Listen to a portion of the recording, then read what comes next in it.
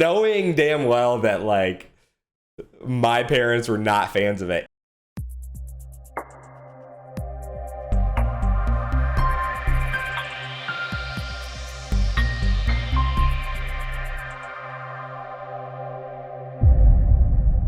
What is going on, YouTube and Spotify? Welcome back to a brand new episode of For the Love of Humankind. I am joined today with one of my favorite individuals, one of my closest friends. You have seen him on a few episodes in season 1, but I want to welcome back Robbie to the podcast, and I want to allow him some time to kind of introduce himself and what he does with his life. Hi, everyone. I'm Robbie. What do I do with my life? You tell me. I don't know. That's a good question. Some of you may remember me from season 1. That happened 23 years ago.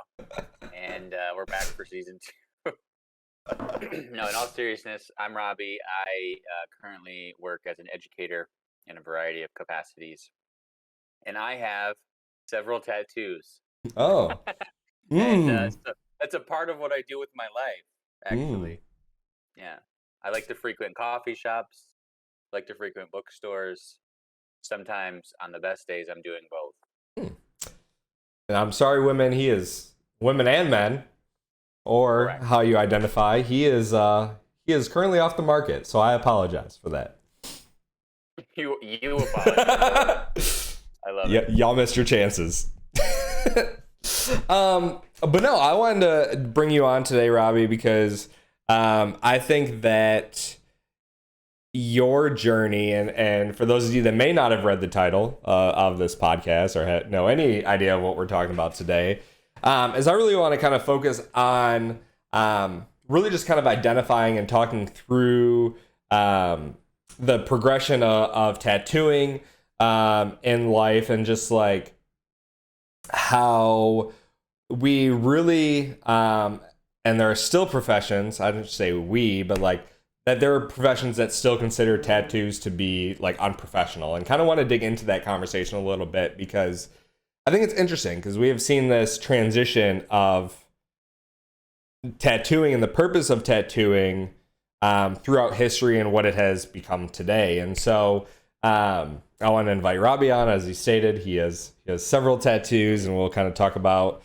your story into tattoos and kind of what those mean to you. So I told you a little bit about this before we hopped on. I wanted to hop in and tell a little bit about the history of tattooing, and how we got to today, what tattooing has meant in the past. And I kind of want to challenge, like, I don't know if it's like a status quo. I know that tattoos have become more like prevalent and more accepted, but I still think that there's some sort of stigma to them, right? And I think that you can agree to that too, and that'll be kind of part of the conversation we have today. And so to get into history, and history has never been a strong suit. I told Robbie this before. I had to do some Googling, and he asked, oh, was it the first article that popped up? And it was the first article that popped up on Google, actually from the Smithsonian Magazine, which I believe is pretty reputable. So I was like, okay, this is great, perfect. And so when we talk about tattoos and we talk about like the early evidence of tattooing, there are a few different things that kind of go back and forth of when the first tattoos were carbon dated. And as of 1991, there was an update of when the earliest form of tattooing was seen, and that was about 5,200 years ago. This was with the infamous frozen mummy Iceman, which, if you know anything about history, is a frozen mummy of 5,200 years old that has tattoos. So there you go. But even like after that, in history, from my research, my light research, we have seen, and history has shown, that the tattooing has started in the Egyptian times, and it was primarily seen in women. And the reason being that archaeologists and individuals that study these things have kind of found and can assume is that the women were given these tattoos for several reasons. And, these could be reasons such as signifying that they were dancing girls or prostitutes, that they may have had, like sexually transmitted diseases and they were protecting other people. So they would put marks on their bodies to signify that, or that it, kind of served as a therapeutic role, and functioned as kind of this amulet during like pregnancy, especially those that were more difficult. And so these tattoos, when they did all this carbon dating and went back, were typically seen on like the abdomen, the upper thighs, the breasts. And this became kind of the first tattoos that we know of, right? That obviously there could be tattooing way before them.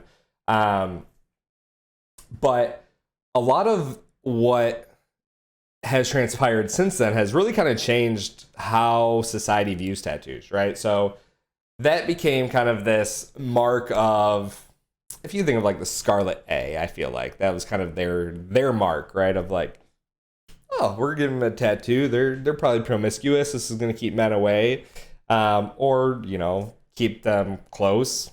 However, they sought after it, and then they begin transforming through time to signify nobility, status. Religious groups would utilize these to represent what they're showing, or what they believe. And then it became kind of this like weird transformation of coming to the Eastern world and outside of the Western world, where we saw a lot more in like Africa, and there's a lot of things that come with that. I think in our society, we see these tattoos in New Zealand, we see them in Hawaii.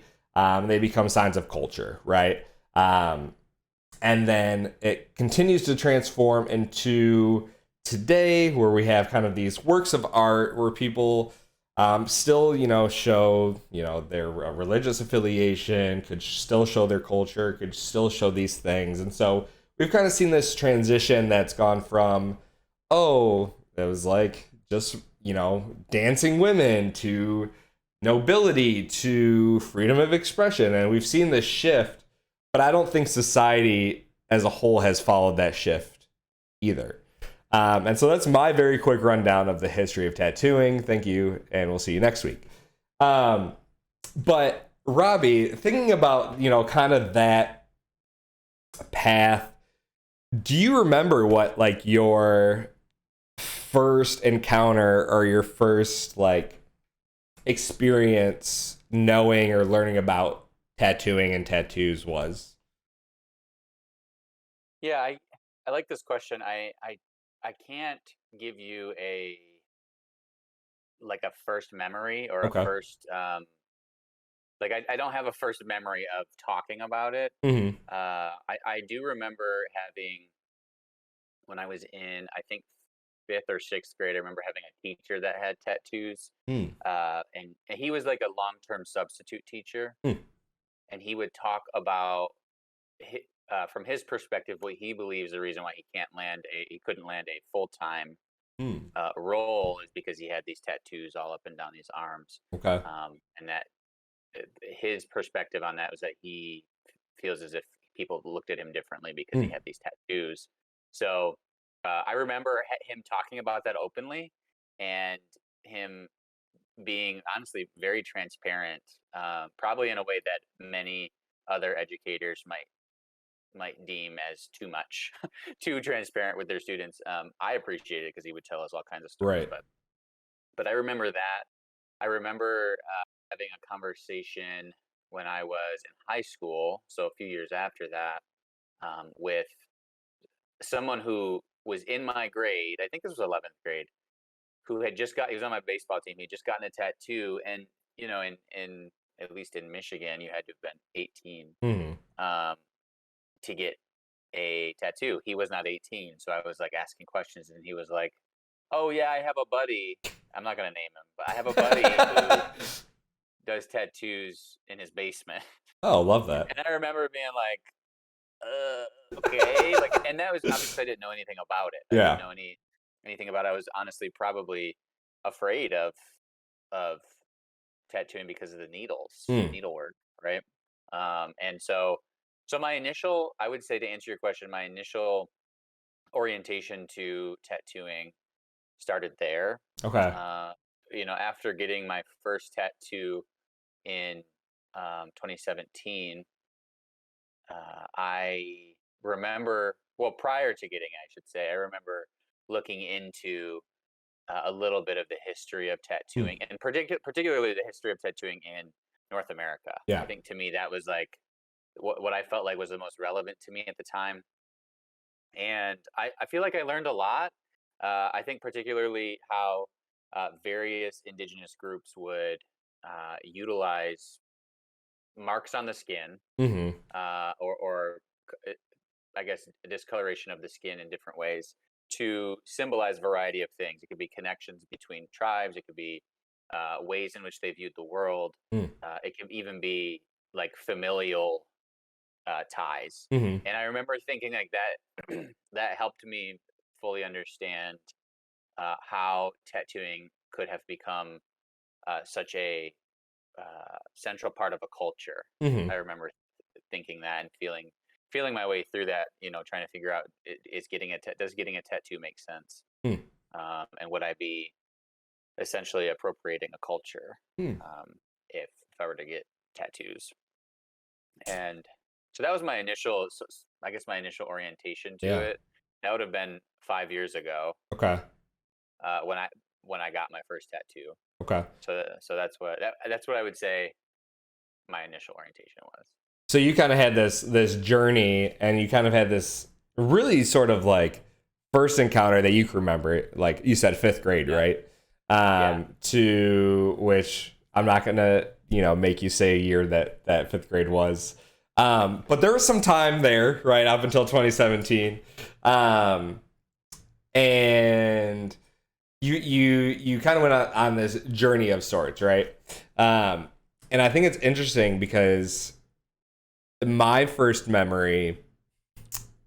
So I am the only person in my family that has tattoos. And so growing up, I remember seeing tattoos, and then my parents would be like, "Oh, never get tattoos. Like that's on your skin forever. Like it just doesn't look good."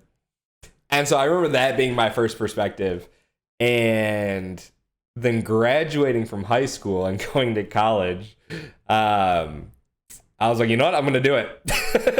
I'm gonna go get a tattoo, knowing damn well that like my parents were not fans of it, and like I want to get into your story of like what made you first, wanting to get into getting tattoos. But I remember getting my first tattoo, which was on my back left shoulder blade, and like hiding it from my mom for like a couple of months until I was like, hey, so I might have done something. And that's how I always drop the news. It's like, what did you do? And then from there on was history. So when I was 18, I started getting like a couple every year. But what kind of made you like decide, or like was there a moment that you're like, okay, like I'm gonna do it, I'm gonna get a tattoo? And what was your first one? Yeah, I remember this part very vividly, because I was always afraid of tattoos for some of the similar reasons. Like, it's permanent, you can't change it, Hmm. so it has to be something that I'm comfortable with having on my body Right. when I'm 80, right? But I remember, so I'll start with what led me to get one, Okay. my first one, and that was my grandmother passing um, in April of 2017. And a couple of weeks prior to her passing, she had sent one of my family friends had sent had taken a video of her Hmm. telling me that she misses me and that she loves me, and had sent that to me. And at the time, I was in Indiana, away from my family. My grandmother was living with my mom, so about a 5-hour drive Hmm. away, and I wasn't able to just get up and drive. Right. So I got this video, and I remember knowing that my grandmother was sort of towards the end of her life. She was losing her memory. She had some pretty bad dementia Mm. and wasn't mobile. She couldn't really move. And so I got this video of her saying, "I miss you, I love you," all these things, and um, and then she passed away, and I didn't get a chance to go home and Mm. see her before she passed. And my partner at the time, because I had shared the video with her Yeah. and sent it to her, she had taken the video and extracted the sound file, the sound wave of it, and framed it, like got it printed for me and framed it, and I have it up in my living room. But I took the sound wave and basically cut. Not that it didn't matter. I Right. cut almost all of it out except for the part where she says "I love you," Yeah. and I took that part of the sound wave and I blew it up, and I drew lines for it. Hand drew some lines, and took it to. I just sort of knew, like I knew I wanted that on my body, so I Yeah. wanted to carry. The way that I was telling myself is I wanted to be able to carry her with me everywhere I go, Hmm. and what a cool thing it would be to remember her as love, as saying "I love you." And so I handed the lines. I took it to this artist in Muncie, Indiana. I had one of my very best friends with me, and the initial thing when I showed it to him, the initial thing he said was, "We can't do it. Mm. It's too small." I had already paid a deposit, so Yeah. I basically asked for the deposit back. Went to a different artist, and he said the same thing. And then he asked me the story behind it, Mm. and I told him, and he said, "Oh yeah, we'll be able to do it." And next thing you know, 64 lines, very imperfect lines, go on my right forearm, uh, and it probably took 10 minutes. It wasn't long, 10, Right. 15 minutes. And I just remember the very first couple of lines going on my skin. I was like, "What am I doing?" I made a mistake. Is my initial thought, Okay. and then I Yeah. took a deep breath, and you know this because you've had tattoos, but those lines don't feel great when you first start. Yeah. And the lines kept getting longer, and I remember settling inside my body, and just it sort of watched over me that this was real, Hmm. and that I was really doing something that meant a lot to me. And so that's why that was my very first one, again, of almost 5 years ago. Yeah. And yeah, and I look at it every day. I mean, before I leave my apartment, when I wake up, I see it. Right. It's hard Right. to miss it. But when I leave my apartment, or even before I go to bed, it's like a small moment of remembrance. Was the forearm the original placement that you wanted? Yes. Okay. So I had initially thought about doing the outer forearm. So Okay. this part of my forearm. Yeah. But I realized that you can tell, I'm kind of a hairy guy. And I knew the Yeah. hair was going to grow back, so I ended up getting it on the inside. You Mhm. can't really see it very well because of the blur, but I got it on the inside of my forearm. And yeah, I remember like once they placed the paper that transfers. Mhm. Once they placed the transfer paper on my forearm, I was like, "Oh yeah, this makes sense." Yeah. I remember you going through that process, but I remember like you not telling anybody that you got it, and then you like coming over and then being like, "Oh, look it, I got a tattoo." Yeah. I remember that. I remember you doing that.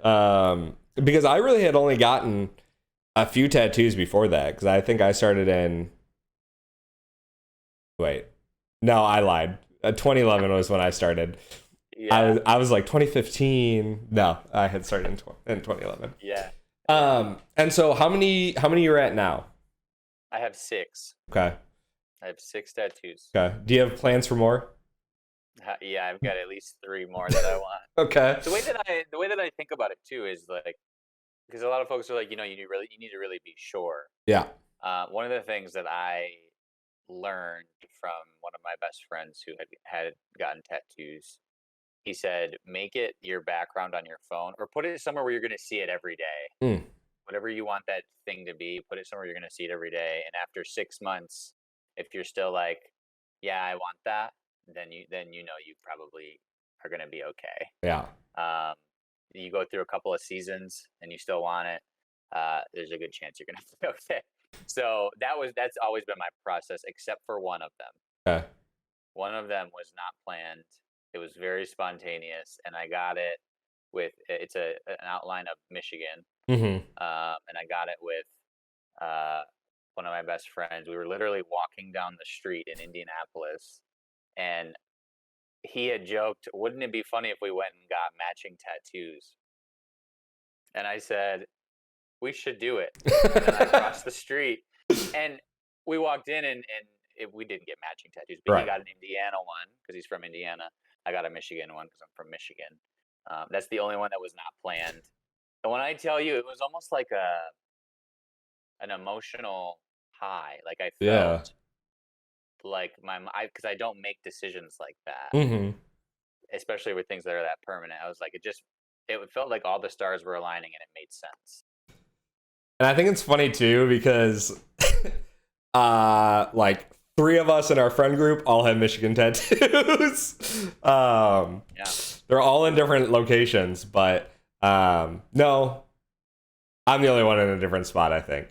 So Yours is on your forearm? yeah, because you and Derek Yeah. both have yours on your shoulders, right?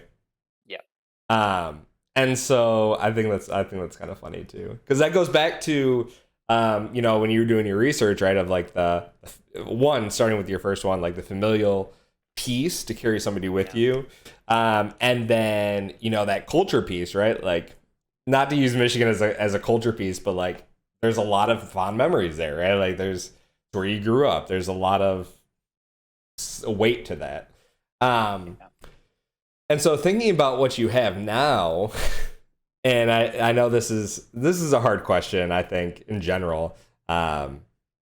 Is there a specific tattoo that carries more weight for you than others?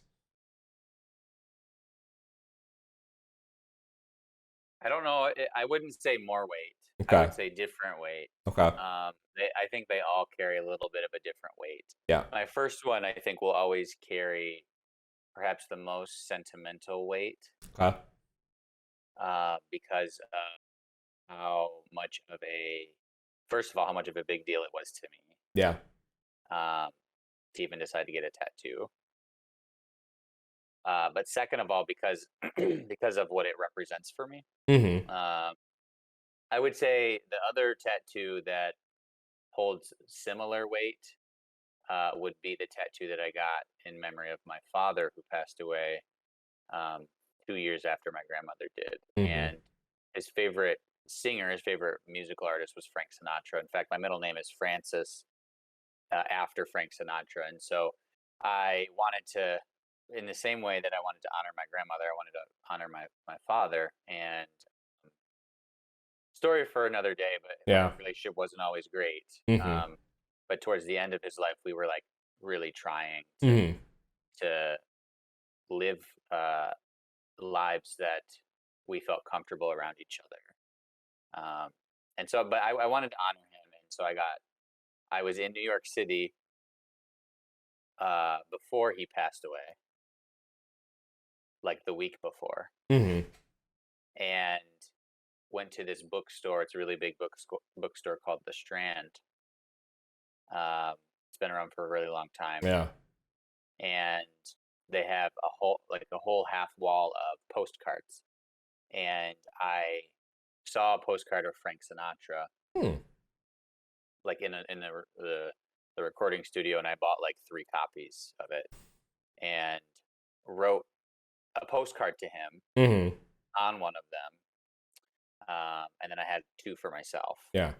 One that I was going to frame because it's a really cool postcard, and then just have it in an extra one. And I had sent it when I was in New York, but I don't even know if he got to read it because I got home from New York on a Sunday, and then on a Monday, my mom called me to tell me he passed away.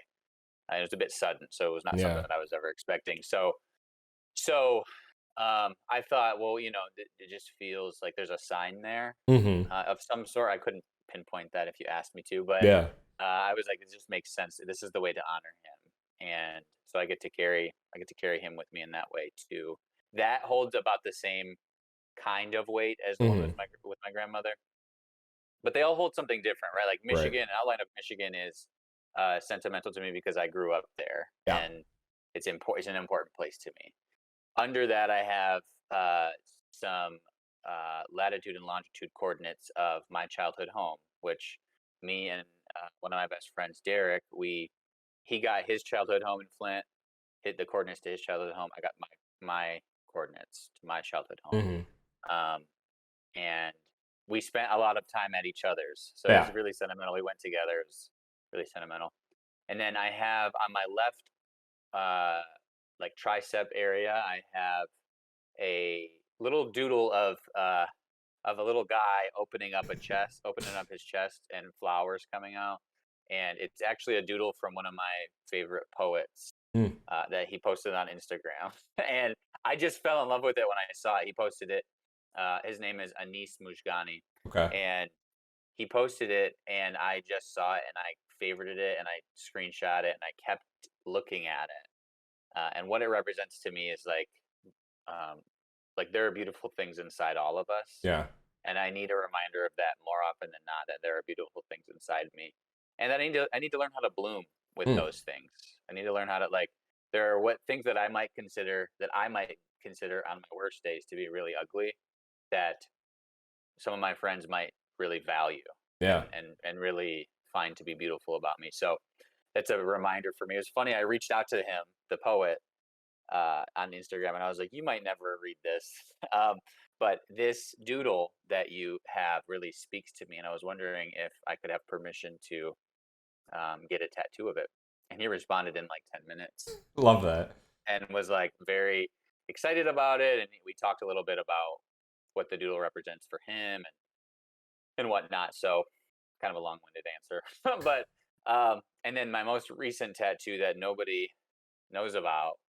Well, Do I two know about people know this? about. I have mentioned that I've gotten a new one, but I haven't shown you.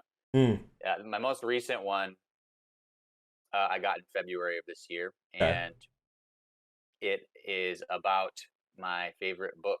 It's a Mm. landmark for my favorite book. Favorite book is called A Little Life by Hanya Yanagihara, which more or less is about friendship and what friendship can mean and how it changes over time and through trauma and through heartbreak and through joy. Mm-hmm. Um, I'm not going to ruin the book for anyone.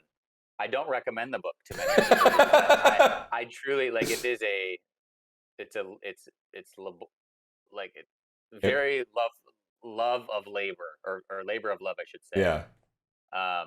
And it's hard to get through. Like Mm. I had to put it down multiple times. It's just really graphic at times. Um, so I would encourage you to look it up, but I don't recommend it to everyone. Anyways, there's a landmark in there. There's four friends, and they all live together in this building in New York City on a street called Lispenard. Mm. And it's kind of this typical apartment building that you would see in New York City. Yeah. And there have been multiple people, including the author, who have posted this photo, a photo of the actual building that it's modeled off of. Mm. And I got to visit it when I was in New York City once with my friend Michael, one of my best friends, Michael.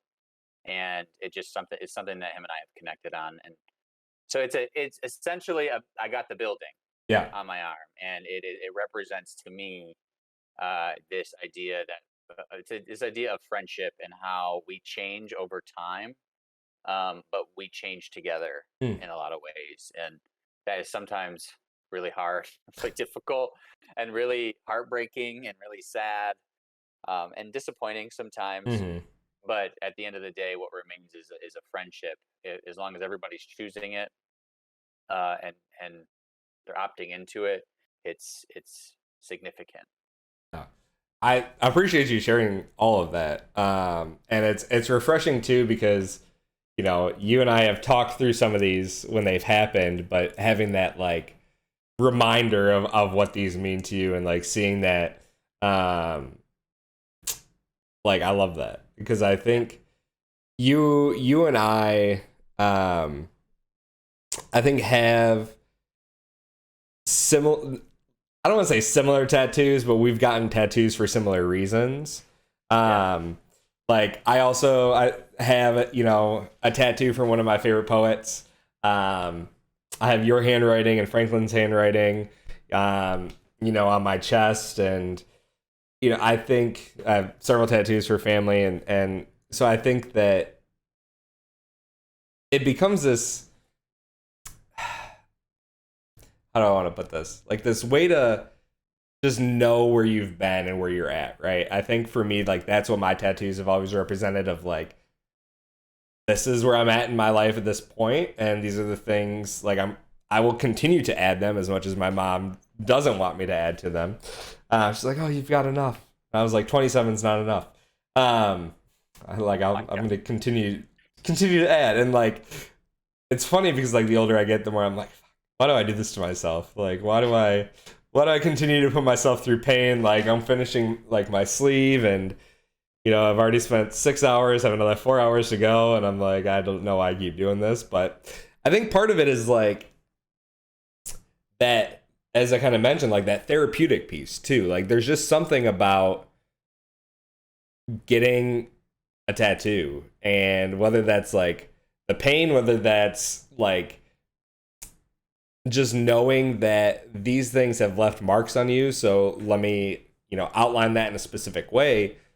Like I think there's something really like beautiful to that, and I think it's interesting to kind of, you know, swing the topic a little bit, that we've just seen, and like I said with my like me growing up, right, like for whatever amount of time, like individuals have considered tattoos to mean like, oh, like you're a thug, or like you're part of a gang, like you have these markings, so you must be like a like I don't know why the word I want to use was whippersnapper, but you're like you know, a delinquent essentially. um and so thinking about kind of that transition, and thinking about how society has kind of viewed that, um have you ever considered them yourself to be, you know, unprofessional? And then like what are your kind of initial thoughts on, you know, how society at times or in the past has viewed, you know, having tattoos? Yeah, it's a good question. I would say, I mean, I'm sure there was a time where I viewed it to be unprofessional to have like so many tattoos on your arms that are visible. Yeah. But a lot of that, it's, first of all, it's nothing that I currently believe anymore. I actually don't think it. I know that it matters to some people. I don't think it should matter Hmm. what somebody has on their body, whether or not it's this quote unquote, can't see, but quote unquote professional. Yeah. I just don't. I don't know. That's a really sticky place to be because professionalism is based on what standard, Yeah. right? The European standard of professionalism um, is very harmful to a lot of people, right? So, yeah, I mean, but there was probably a time when I did believe that it was unprofessional, Hmm. and what I would say is that was probably me internalizing uh, a variety of systems, a variety of biases that a, uh, a society holds to be true. Hmm.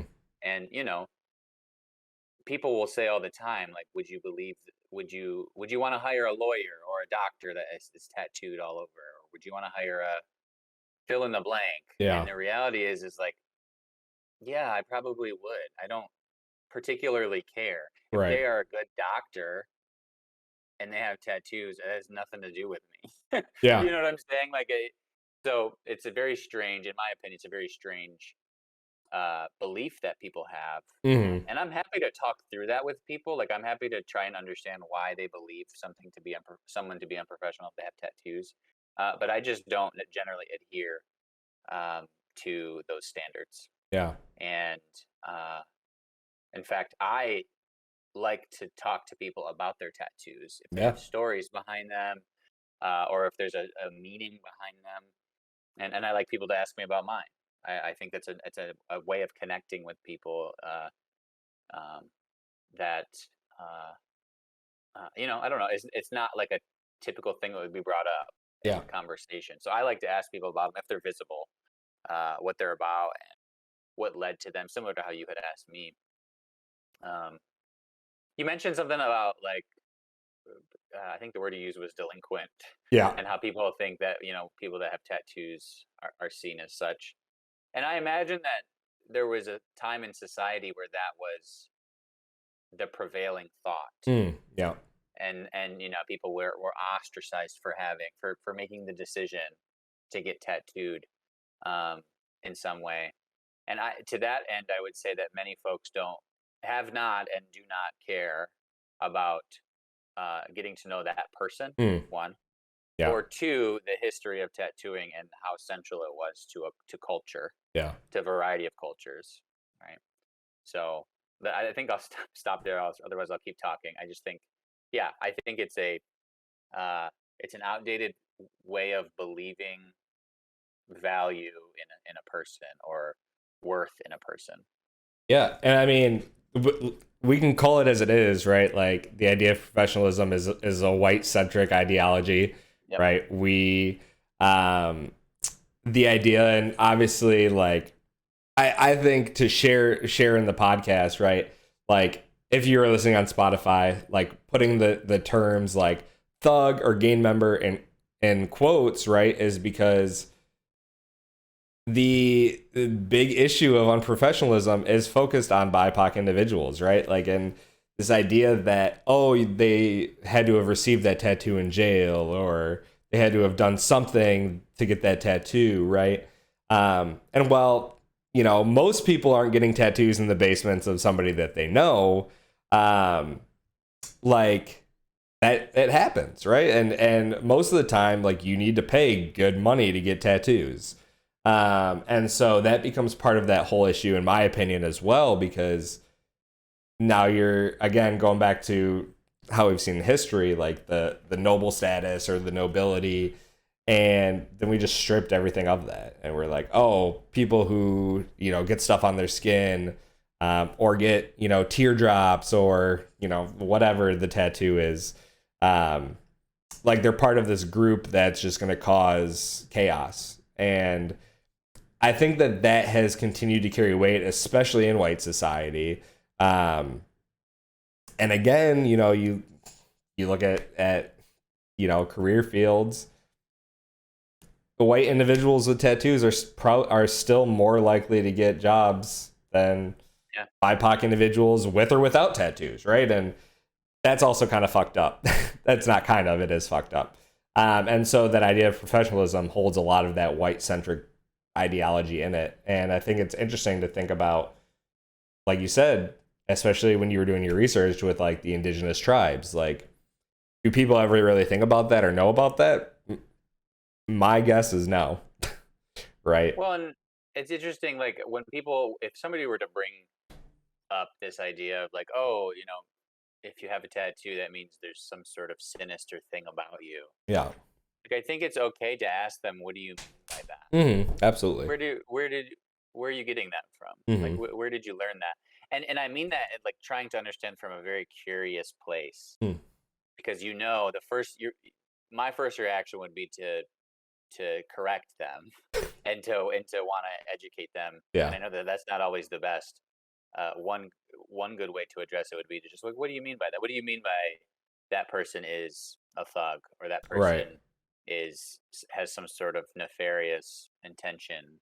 I want to know how you learned that, and then it puts the onus on them to explain and to give you some backstory.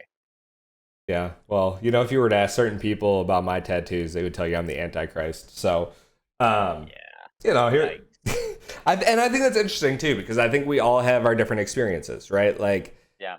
as you and I've kind of said and talked about, like society now, like tattoos are definitely more uh accepted, but obviously there are still professions that don't accept them.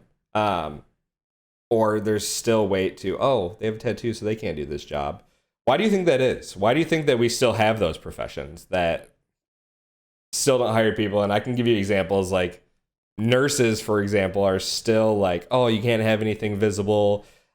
Disney, up until I think the last few years, like if you had tattoos, you had to wear like long sleeves, or cover them up with makeup to look more presentable. So, like, why do you think that is? Why do you think there's still places that are holding to that standard?